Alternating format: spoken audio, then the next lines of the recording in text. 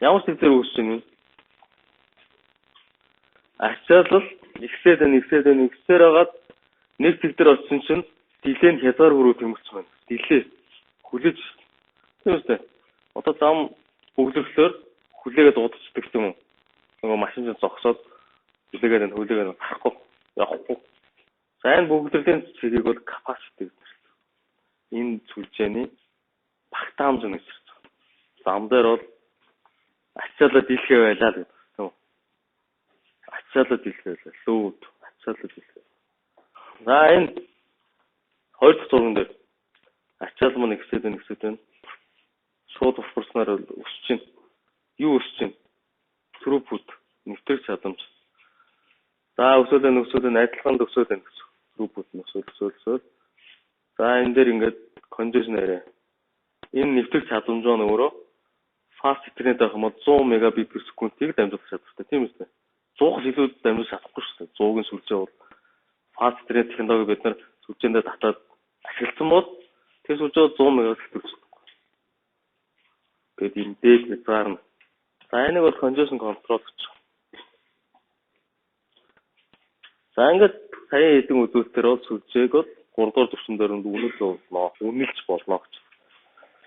За ингээд 3 дугаар түвшинд хамаарах хамгийн том ухагтхуунууд хаяглалт гэж. Сүлжээний түвшин дэх хаяг буюу IP version 4, version 6. 2 дугаар түвшний стандартууд дээр Ethernet гэж бид нар өгсөн тийм. Энэ Ethernet стандарт бол нийт 2 дугаар түвшний технологиуд юм бол 70-80% эзэлсэн, зах зээлийг эзэлсэн стандарт.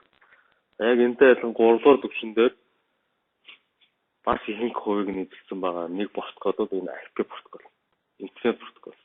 Одоо интернет сүлжээ гэж яриад байгаа. Энэ интернет сүлжээ гэдэг чинь нэр нь энэ интернет протокол гэдгээр үүдэлтэй нэр. За үйлдсэн нэг эдгээр хувь нь бол IPX гэсэн юм уу, новойдын сүлжээ. 3 дугаар түвшний бас дамжуул гэдэг нэг хэдэн протоколууд байна. IPX. Бид нар бол тэрийг үзэхгүй. Ноёлж байгаа протоколуудыг үзье гэдэг. IP протокол. IP протокол дээр 3 дугаар түвшний яригдах хаяг нь болохоор IP хаяг юм аа гэж үзэж явж байгаа шүү дээ. IPX дээр бас өөр нэртэй хаяг байна. 3 дугаар түвшний хаяг тийм. За тэгэхээр IP протоколын хувьд бол version 4, version 6 гэдэг хоёр хөлбөр болсон. За энийг бол хоёуланг нь бид нар үзэх ёстой. Одоо version 6 руу бид нар шилжиж байна. За яагаад шилжих болсон бэ гэхээр version 4 маань 32 битийн урттай хаягладаг. Өөрөөр хэлбэл 2-ын 32 зэрэг тооны ялгаатай хаягийг бол оноож болно гэсэн. Тийм тооны хэрэглэгч нарыг интернет сүлжээнд холбож болно гэсэн. 2-ын 32 зэрэг хэд гэсэн үг вэ? 32 битийн процессор электроникийн маань 32 битийн процессор ямар тооны юу гэдэг рамтай гэдэг. Хаяглах боломжтой гэдэг. Санах хог. Хэдэн хаягтай гэдэг. 32 бит. Програм байна уу? 32 битийн урттай хөвсөгч. Максимум хэдийг авах боломжтой гэдэг. 4 тэрбум те. Тэгэхээр 4 тэрбум IP хаягдыг бол интернет хэрэглэхийн тулд ашиглаж болж байна гэсэн. Дэлхийн нийтүүд хэдэн population хүн амны хэд орчод байгаа вэ? 7 орчим тэрбум. Тэгвэл IP4 бол хангалттай байна. Хүн болгон одоо 2-3 хөрөмж халаалаад явж байна. Карманда юу? Тийм үстэй. Эднээс бол бүгдээрээ интернет холбогдож байна. Одоо 4G руу орчих юм бол 4G технологич нь бол яг энэ интернет биднээс энэ интернет протоколыг ашиглаж байна. 4G. Одоо Монголд 3.1 G мэгэл 4 рүү орох гээд ядаад тийм. 4 рүү орох бол одоо энд байгаа бүх хөрөмжүүдөө солих хэрэгтэй болно гэсэн. Дараагийн учраас 4G рүү арай орч чадахгүй. Гар усвал бүх солих хэрэгтэй шүү. Хүний ашиглаж байгаа. За ийм хангалттай 32 битийн урттай учраас хангалттай. Тийм учраас 128 битийн урттай IP version 6 гарч ирсэн. 128 битээр хаяглах боломжтой IP version 6 гэсэн. Хаягийнх нь орчих. Тэрнээс энэ пакет буюу протоколын маань уртууд биш те. За ингээд IP-г харах юм бол Иймэрхүү байдлуудаар илэрхийлж болж байна гэсэн. Эхнийх нь бол доот гэж байна. Чигтээ. Доот төцмэл гэдэг нь 10-аар илэрхийлж 10-ын долоо шүү дээ. Хүн өөрөө онцгой тулд хүн өөрөө ойлгомжтой байхын тулд энэ 10-ын долоо системийг ашигласан. А яг 3 дугаар түвшиндээ дамжуулъя гэдэг нь бол ирэх юм бол нөгөө хөрөнгөжүүд маань 200 долларын системээр явж байна. Одоо доор нь 200 долларын систем.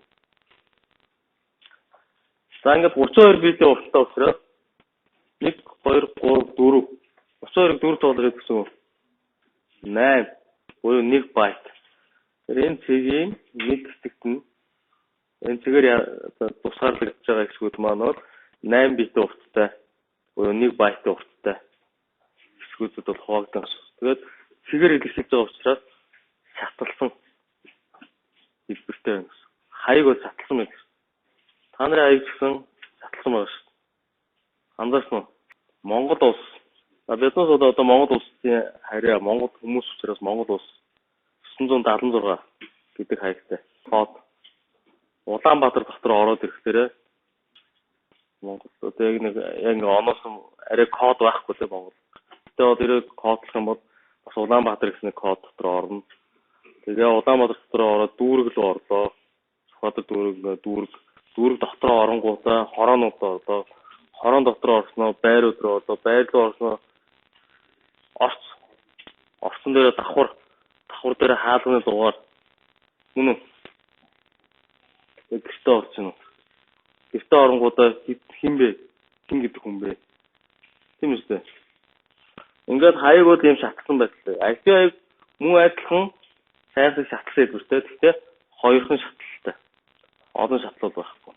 Хүн төрөлхтөн бол олон шатлалтай тийм. За түрүү ярьдсэн IP хаяг бол 2.32 зэрэгт буюу 4 тэрбум 294 сая гэсэн тийм. За шатлсан уу?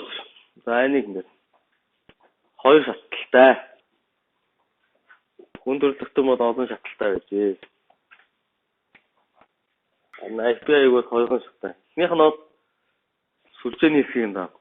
Сүлжээ бол өөр гэсэн IP хаягтай гэсэн үг. Одоо бид нар түрүү энэ ангийг бол нэг сүлжээ гэж яриад байна. Энэ сүлжээ бол нэг IP хаягтай байна. За, үлдсэн хоёр дахь хэсэг нь буюу үлдсэн шатлал нь бол энэ сабнет сүлжээний дотроо хэдэх хэрэглэгч нь вэ гэдгийг заах хаяг гэсэн үг. Хостын хаяг гэсэн үг. Ойлгож байна уу? IP хаяг бол хоёр хэсгээс бүрднэ. Шатлалаас. Эхнийх нь сүлжээнийх нь хаяг, сүүлийнх нь тэр сүлжээнд байгаа хэддэг хэрэглэгчийн хаяг вэ гэдгийг заана. Хаяг бол дахин давтагдахгүй, өөрөлдөн давхцахгүй байх хэрэгтэй. Тэр хаяг давхцуул ямар юм ажиглах вэ? Unicast дамжуул гэж байна. Unicast тухайн бол яг хаалт дамжуул юм. Тэгвэл хоёр хэрэглэгчээр адилхан IP хаяг тавьсан. Тэгвэл яг мэдээллийг яг хувааж эхлэх гэсэн үг шүү. Ухааныг ашигланд бол аасаа дамжуулаад R-ыг нь нөгөө кино гэсэн дамжуулах хэвчээтэл киноны чинь зарим нэг хэсгийг нь болохоор R-ыг дамжуулаад зарим нэг үлцэн хэсгийг нь болохоор нөгөө хурамг R-ыг дамжуулна. Давхцуулаад тавьчихсан. Тэгэхээр тэр хоёрыг хоёулаа хүлээж аваад эвдэрсэн киног үзэж чадахгүй гэсэн. Зарим тохиолдолд пин хийлээ. Та нар ч одоо сүлжээн дээр австор дээр хийлээ. Хоёр компьютерийг илхэн хаягтай тавиад үзөө. Тэгээд 3 дахь компьютероос нөгөөх рүү пин хийгээд үз. Нөгөө бакет стресс хийж болно. Tesтлээ. Тэгээд зарим нэгэн бакет ирсэн supply эренгүүтээ зарим нь ирэхгүй тайм аа. Одоо ийм байдал үүснэ. Хаяг бол давтагдчихгүй байх хэрэгтэй. Хүн төрөлхтөн хаяг давтагдчихгүй байх хэрэгтэй. Захаа явуултад өөр хүнд очиж байх юм бол нөгөө хүлээн авах нь бол уурна шүү дээ. Аав чинь хөдөө орон нутгаас санаа. За сайн зураарай нэг хэднүүр явууллаа. Нөгөөт нь өөр хүн аваад байл яах вэ? Бооч хүн үстэй. Хаягаас солинотой нэр мөрөө солинотой. Нэрээ солиоч аваагүй тавтлыг байлгүй. За тэрнтэй ажил. Хаяг болсон. За тэгэхээр IP version 4-өөс 32 битийн хаяг бол өгсөн. Тэгэхээр 32-ын эхний N битийг нь N битийг сүлжээнд зориулна гэх юм бол 32-оос нь N битнууд тэр сүлжээнд байгаа хэрэглэгчийг заана гэсэн үг шүү дээ. Тийм үстэй. Тэгэхээр энэ сүлжээнд хэдийг хэрэглэж хаягдж болох вэ гэдгийг яаж олох вэ? 2-ын 32-оос асна N зэрэг гэсэн үг үстэй. За N одоо жишээлбэл хэд вэ? 30 байлаа гэж бодъё. 32 битийн 30 бит нь сүлжээнд зориулсан. Сүүлийн 2 бит нь хост зориулсан байлаа. Тэгвэл энэ сүлжээнд хэдэн хост хаягдах боломжтой гэсэн үг. 2-2 зэрэг 4 гэсэн үг. За ийм байдлаар бид нар ангийнхаа буюу савны сүлжээнийхаа хэмжээг ихсэж багасгаж болно гэсэн үг. Ойлгосон уу? Биднээс одоо энэ сууж байгаа ангид бол 120 оюутан суух боломжтой гэдэг маань 120 суудал цамд байна гэсэн үг шүү дээ. 120 хаяг хаягдах ёстой гэсэн. Энийг бид нар багасгая гэх юм бол сая энэ тгийг л ийшлэлгүй багасгая. Баруун тийш нөө зүүн тийш явах уу? Энэ хоёр уулзуурын цэгийг баруун гар тийш шахаад өгсөн гэсэн үг юм байна. Тэгм бол энэ савнаас тийм агуулгын хоостын хаяг нь цөөрөг. За юм байна шүү. За ингээд саяас ингээд англи хаяг гэж хэлсэн байна. Classful гэж. Classful гэдэг. За саяас бидний энэ нэг цэг байна шүү дээ. Нөгөө 32 битийн уртаа хаягийг чинь 8-аар нь ингээд тавиад өгсөн. Энд дээр хараа. Эхний A ангиллууд юу вэ гэхээр 32-ийн эхний 8 битийг нь сүлжээн дээр ашиглая. Үлдсэн 24 битийг нь тэр сүлжээн доторх хостыг нь хаягдуулж ашиглая. Энэ бол A ангил. Дараагийн дахиад 8-аар ихсэн. Энэ B ангил. Тэрний дараа дахиад 8-аар ихсэхээр C ангил. Ингээд байна. A, B, C ангил гэж байна. За ингээд D, E-нууд нь болохоор хост дээр бол хаягдаж болтгоо айгүй. Хост. Хост гэж үгэлээ түрүү юу самайлаа хостыг 3 дугаар бүсний төхөөрөмжийг бол хост гэжтэй. За ингээд саяас ингээд английн хаягууд ингээд хуваахлаар нөгөө 4 тэрбум маягийн чинь 50% нь A англи. Яг 50% байна. 50%. За B нь 25%, C нь 12, D нь 6, E нь 6 гэнэ. За D ангид бол мультикаст дамжуулж хийх бол C аягийг ашиглана гэж. Мультикаст гэж үү? Unicast, multicast, broadcast, Mac-ийг бид нар үзчихсэн. Тэгвэл multicast адрес API-ийн дээр бол multicast бас байт юм байна. Unicast, multicast, broadcast яг адилхан. Log-ийг API-ийн дээр бас байна. Multicast гэж яадаг. Multicast дамжуулах юм. За нэг дамжуулагчаас хэсэг хүлээн авахч руу нэг пакетийг хэрэг дамжуулах хэрэгтэй. Одоо нөгөө IPTV технологи бол энэ multicast дамжуулалтын хамгийн одоо классик шийдэл нэгсгтэй. За энэ бол experimental судалгаа бол судалгаа нөөц нь гэж байна. За ингээд A, B, C гэсэн энэ англиг хост дээр тавьж болно. 3 дахь түвшний төхөөрөмжлөөр бол хаягдж болно. За саяын 3 англи чинь A, B, C гэсэн англи чинь mask нэм. Mask гэж юу юм бэ? Mask. За API-гаас гадна mask гэсэн нэг юм гарч ирнэ. Тэгэхээр энэ mask-ын тусламжлаар бид нар яг энэ хэсэг дээр шатлсан юм байна. Энэ хэсэг нь сүлжээний хэсгийг зааж байгаа юм байна. Үлдснүүд хоостыг зааж байгаа юм байна. Ингээд түрүүний нөгөө зааг өссөн юм уу? Энэ заагийг хаана байгаа вэ гэдгийг нь хэлж өгдөг. Хаягийг бол энэ mask гэж. Тэгэхээр нэг компьютер хост компьютер хоёр хаяг байх хэрэгтэй. Заавал авах хэрэгтэй. Нэг нь IP-ийг нь нөгөөх нь mask нь. Гэсэн. Mask байхгүй бол энэ ямар ангийн ямар сабнетийн хэрэглэж вэ гэдэг нь бол мэддэхгүй. Тэгэхээр ABC английн хувьд бол эхний 8 блокийг нь зөвшөөрөлд хэрэглэнэ гэсэн учраас 8 ширхэг 1 үлдсэн нь 0-ууд ялгаж шүү дээ. Энэ дээр зааг нэ. B английн хувьд бол 16 ширхэг 1, 16 ширхэг 0. C-ийн хувьд бол 24 1, 8 0 байна. 0 хэсэг нь хостын хаяг гэж зааж байна. 1 хэсгүүд нь сүлжээний хаяг гэж зааж байна. Ойлгосон уу? Маск. За тэгэхээр ямар нэгэн IPI-ийг тэр тухайн сүлжээнийх нь маскаар end хийх юм бол юу гарах вэ? Юу гармаар юм шиг юм. End гэдэг нь юу гэсэн үг вэ? End үзэл. Үржих үйлдэл. Үржих үйлдэл. Маск гэдэг нь нэг IP-г нь сонгож аваад энэ маскаар end хийх юм бол нойртой хэсэгт байгаа битүүд нь бүгд нойд болно шүү дээ. End хийсэн. Нэгүүд бол яг хിവэр өстэй. Нэгийг нэгээр үржүүлээ. Нэг нойдоор үржүүлээ. Яг хിവэрэ гарна. Нойртой хэсгүүд нь бүгд нойд болно. За ингэж end хийснээрээ бол бид нар энэ сүлжээний эхний хаягийг нь олж болно гэсэн. Эхнийх нь хаяг. Хаяг маань ингээд дараалал байгаа шүү дээ. IPI гэдэг нь тоо шүү дээ, тийм үү? Эхлэлтэй, төгсгөлтэй нэг юм байгаа шүү дээ. 1 2 3 4 гэсэн тоо юм чинь. Тоо юм чинь. Эхний хаяг нь олоо гэх юм бол ямар нэгэн дурын IP-г нь авангуудаа маскаар нээд хийх. Энэ. Тэгмэл энэ сабнад эхний хаяг бол гарч ирнэ гэсэн. За одоо энэ сабнад гэж яриад байна тийм. Сабнет дэд сүлжээ шүү дээ. Бид нар энэ ангийг бол дэд сүлжээ гэж яриад байна. За та нар нэг IP-г бол тийм. Нэг IP-г нь аваад энэ сабнад сүлжээний маск. Тэгэхээр энэ сабнад сүлжээний маск бүх хэрэглэгчнээсээ ижилхэн байна. Ойлгосон уу? Дэд сүлжээнд байгаа хостууд ижилхэн масктай байх ёстой. За тэгэхээр дурын нэг IP-г нь аваад сая маскаар нэн тэгэнгүүт энэ сүлжээний хамгийн ихний хаяг байна гэсэн. Хамгийн ихний хаяг нь орж ирнэ яах гэдэг юм бэ? За тэгвэл хамгийн ихний хаягийг бол тухайн сабнад сүлжээний хаяг гэсэн. Ойлгосон. Түрүүсээс сүлжээ гэсэн өөрийн IP хаягтай байна. Энэ хамгийн ихний хаягийг сүлжээнийх нь хаяг гэж нэрлэн энийг хост төр хаяг гэж болохгүй шүү. Ойлгосон. За. Ангилсан хаяг нь ашиглагдахгүй хаягдах тохиолдол их байлаа.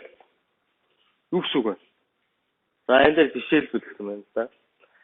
16 хаяг хэрэглэх дэд сүлжээ. За би ISP компаниас хаяг худалдаж авна шүү дээ. Тийм үү? ISP компаниас хаяг худалдаж авна шүү. Хаягс нь өөрөө дахин давтагдчихгүй байх учраас нөгөө 4 тэрбум чинь лимит тоо юу вэ тийм ээ? Хаягийн тоо. Эндээс юм авъя гэвэл нөгөө санхүүгээрээ л зохицуулж тэгэхгүй хүн болгоно үнэгүй тавих юм бол нөгөө 7 тэрбум хүмүүс ч нь бол өөрөөсөө алцсан болно өстэй. Тэгээ үлцэг 3 тэрбум ямар таяггүй болтлоо гэж гомдлоод бослого боо юм бол. Тийм учраас нөгөө 4 тэрбум шин үнэгүй биш бол. Үнэтэй болгосон гэсэн. За тэгээд ISP компани манай компани жижиг компани 16 IP холбоо хангалттай 16 IP-г худалдаж авъя гэсэн чинь нөгөө ISP нь болохоор манайх ангиллын хаягтай шүү дээ. Хамгийн бага ангилт C ангил болохоор хэд вэ? 2.8 зэрэгт чинь 256 ширхэг хаяг гэж өгсөн юм шүү дээ. Минимумдаа 256 хаяг л авах юм да. Нэг хаяг нь бол юу дээ $10 ч гэх юм. Тэгээд 256 10 $2500 сар болгон таад өгсөн дөө. Үгүй би $16 16 ширхэг IP-г амаар шүү дээ. Манай жижиг компани тийм мөнгө $2000 байхгүй. Тийм үү? Өөрөөр манайх ангиллын савнат уусраас ингээд жижиг юм 16-ын яг 16-аас өгч чадахгүй гэдэг нэг гэсэн үг байхгүй. За тэгвэл нөгөө чинь заа ингээд авлаа гингүүд нөгөө компани зөв жижиг юм чи 16 хаягаар хэрэглэсэн. Нөгөө 256-аас 240 хаяг ашиглахдахгүй төсгөр өгч чинь гэсэн үг байхгүй. Хүн төрөлхтөн ч гэсэн хохиролтой болтой 240 хаяг тэр компанид хэрэглэхгүй хайчаад байна. Тэгсэн үрнээ нөгөө компани чинь өөрөө мөнгөний төлөөд байна. Ойлгосон уу? Тэр ангиллын юм сабнет бол юм хаяг өгүүлдэг учраас ангиллын бус буюу сая маск гэсэн гарч ирсэн. Тэгээ заавал 8 14 24-оор нь ингээд масклах биш 25 бит урагшаа 25 26 27 битээр нэг болгоод үлцнийг 0 болгох юм уу? Ийм ангиллын бус сабнет маскууд гарч ирсэн гэж. За энэ ингээд ангиллын бусын Эдэн тохиол зөв C англиг дэлгэрүүлж байгаа ш. Би ми гэх юм бол одоо энэ чинь замбарг бол юм бичигдэж шүү дээ. За энэ дээрээс харах юм бол хүн төрөлхтөн бол